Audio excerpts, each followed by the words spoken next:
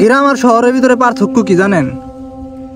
আপনি মনে করেন গ্রামে থাকেন, আপনার গ্রামে 2 দিন 3 দিন বাজার না করলেও আপনি এই ডাদে আগডুম বাগডুম করে চলতে পারবেন। কিন্তু শহরে হয়েছে কি, শহরে মনে করেন গেলে আপনার একটা কচুরলতি এটা আপনার কিনা খাওয়ান লাগবে। ওখানে আপনি মনে করেন যে টেহা ছাড়া কিছু করতে পারবেন না। আপনি গ্রামে থাকে মনে করেন যে মাসে খামার টামার করেন বা গরু টরু পাইলে আপনি যা ইনকাম থাকে আলহামদুলিল্লাহ ভালো।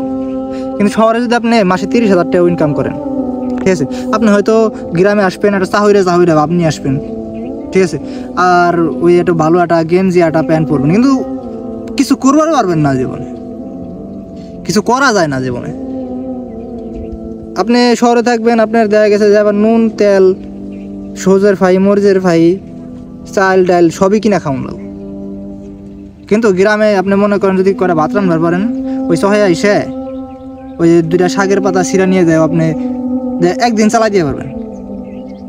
এইটা হয়েছে মনে করেন যে লোকে গ্রামে থাকার সুবিধা।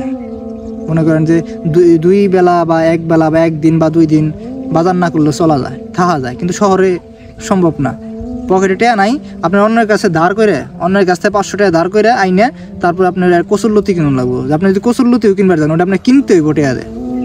এইটা হচ্ছে বিষয়, গ্রাম আর শহরের পার্থক্য।